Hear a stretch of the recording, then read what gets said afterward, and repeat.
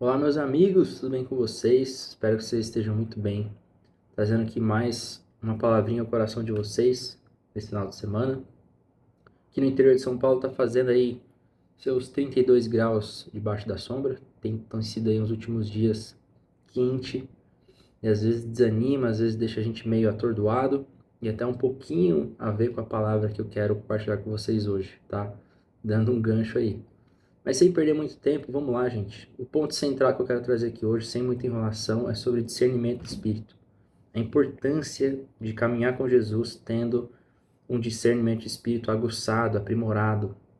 Vocês vão ver aqui nesse texto quão relevante é para caminhar nessa terra seguindo a Cristo ter um discernimento de espírito aqui aprimorado, como eu falei.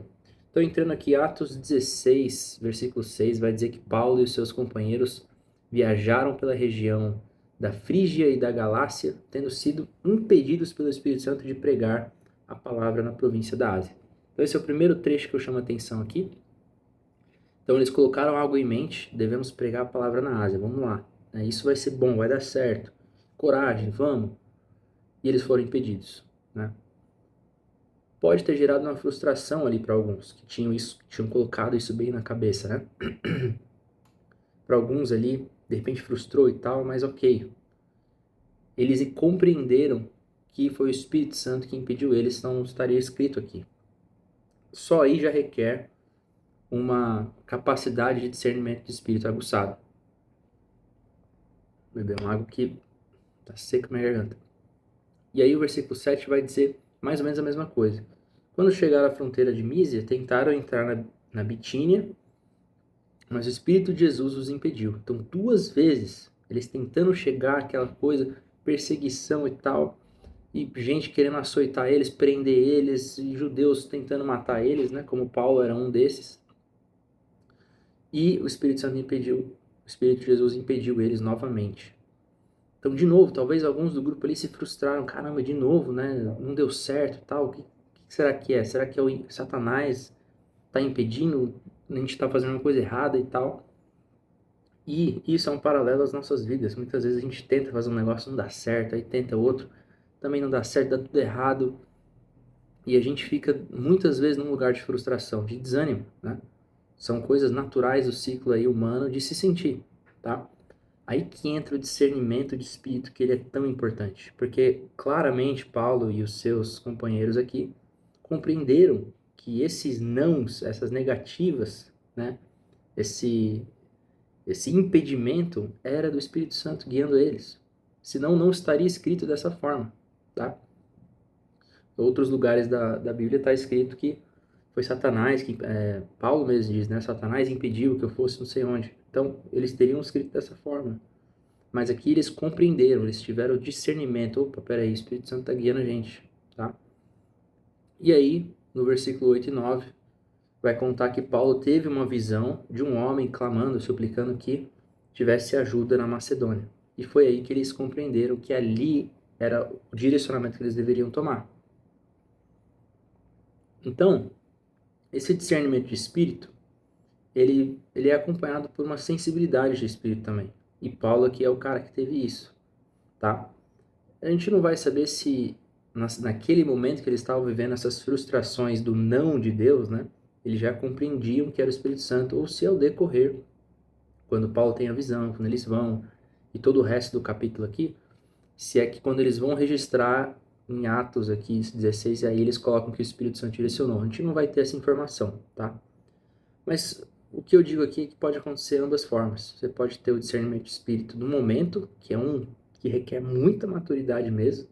A gente tem que estar num alto nível aí de comunhão com Deus, cheio do Espírito Santo, para conseguir, no momento da frustração, compreender que é Ele. Mas eu diria até que, de repente, a maioria de nós vai compreender isso, infelizmente, um pouquinho depois do ato, né? Um pouquinho depois das frustrações, que aquilo, na verdade, era uma disciplina de Deus. E aí o intuito aqui do vídeo é a gente parar e refletir um pouco, para tentar se aproximar um pouquinho mais de algo ao vivo, né? De algo que você está vivendo e compreendendo. Vivendo e tendo discernimento de espírito. Até porque esse é o principal intuito ali. Você está vivendo uma situação, você tem um discernimento de espírito e você lida com ela, né? para encorajar outros, para edificar outros, né? Para resplandecer ali Jesus, né? Mas principalmente a gente viver aquele momento de fato compreendendo o que o Espírito Santo quer fazer. Então, continuando aqui, eles vão para Macedônia e já encontram aí uma série de coisas. Tem uma moça que chama Lídia que é convertida, né? Eles pregam. E aí entra num outro ponto aqui, que eu vou dar um corte seco e entrar nele já.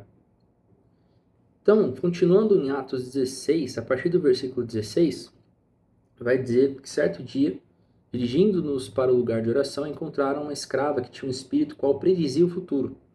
Olha que curioso aqui, isso foi uma coisa que Deus falou comigo nessa manhã sobre esse texto. Então, havia uma mulher que tinha um espírito que predizia o futuro. Predizia, ela via o futuro, ela falava das coisas que iriam acontecer, como se fosse uma espécie de profeta ali, né?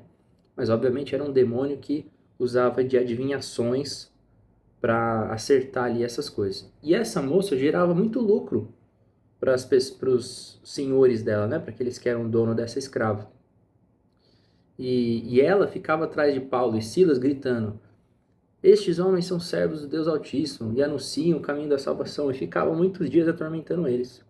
Até que Paulo se cansou dela, virou e falou: em nome de Jesus, eu ordeno que saia. E naquele mesmo instante o espírito deixou essa mulher. E aí, óbvio, aqueles senhores dela, dessa escrava, ficaram com muito ódio, porque era uma fonte de lucro absurdo. Imagina, as pessoas vinham, trazia dinheiro, ela adivinhava, e ali era um comércio certamente lucrativo, né? Que rolava naquela época. E esses senhores foram aos principais governantes, reclamaram, causaram um mutim ali, e aí colocaram Paulo e Silas na prisão. Eles são açoitados. Aqui tem até um adjetivo que me entristece, assim, que eles foram severamente açoitados, aqui diz, né? Outras versões falam assim: depois depois de muitos serem açoitados, eles foram para a prisão, tá? E aí é muito bonito, depois esse carcereiro aí, que estava com eles na prisão, até se converte, ele e a casa dele. E aí no texto mesmo vai dizer que esse carcereiro limpou as feridas de Paulo e Silas. Então é um círculo fechado assim que o Espírito Santo faz, né? No meio da tragédia, cai numa prisão, traz salvação para aquela pessoa, para aquele carcereiro. Ele que estava junto com o povo, né, provavelmente ali, junto com o povo, querendo prender o cara e apontando o dedo para ele, se torna um dos que limpa as feridas de Silas e Paulo. Então você vê a conversão já no próprio texto. Você lê os primeiros versículos e o final, já acontece uma mudança de rota, uma conversão. Então recomendo que vocês leiam, porque é mais profundo do que isso, né, do que eu tenho a dizer aqui hoje. Mas eu encerro chamando a atenção para um paralelo, né? No início falamos aqui sobre o discernimento de espírito, o quanto que isso é importante e o quanto que a gente tem, como seres humanos, dificuldade disso, de entender como Deus guia, como Deus diz não para algumas coisas, para nos proteger ou para realizar um propósito maior. E aí, muitas vezes a gente se encontra no lugar dessas pessoas que buscavam essa mulher, que tinha um espírito ali que predizia o futuro. Muitas vezes a gente prefere alguma coisa assim, né? Mas o que vai acontecer? Eu já estou ansioso. O que vai ser o amanhã? Né? Às vezes a gente pede para Deus nos revelar essas coisas. E às vezes, talvez, a gente até, se tivesse a chance de alguém nos contar esse futuro, né? Não, mas o que vai acontecer? Como essas pessoas buscavam essa mulher. Então, para encerrar, eu digo isso. Não troque o Espírito Santo por um Espírito que prediz o futuro. E aqui eu digo no senso literal, mas também no senso ali figurado, né? Porque literalmente alguém talvez busque uma adivinha aí, uma coisa, né? Mas existe um espírito de querer adivinhar as coisas do futuro, que fica pairando sobre nós e querendo ofuscar a gente de entender o Espírito Santo. E o Espírito Santo, ele é suave, ele é tranquilo, ele é paciente. Ele não coloca um mapa pra gente tudo que vai acontecer. A gente tem que confiar no Senhor. Então, repreenda esse espírito que fica aí, muitas vezes atormentando, igual estava atormentando Paulo e Silas, né? Às vezes até dizendo coisas, você é de Deus, tal, mas é um espírito que está ali, né? Incomodando, enchendo o saco deles. E em algum momento eles poderiam, de repente, bambear. Peraí, o que o Senhor está fazendo? Deixa eu perguntar para essa mulher aqui que prediz o futuro, que está atrás de mim me perseguindo, né? Deixa eu virar para ela e perguntar. Então, não deixa essa mulher, esse espírito aí ficar Nem que seja bajulando você, expulsa ele da frente de vocês, tá? É mais ou menos por aí, porque a gente fica flertando às vezes com essa ideia de ansiedade barra querer saber o futuro, né? Essa ansiedade e querer saber as coisas que hão de acontecer, e não é nosso lugar saber tudo isso. E talvez tenha alguma tentação aí no meio de querer, como eles naquela época, muitos ali tinham, iam até essa mulher, pagavam os senhores uma grande quantia para ela predizer ali, para ela fazer uma adivinhação do futuro, tá? E não é o nosso lugar.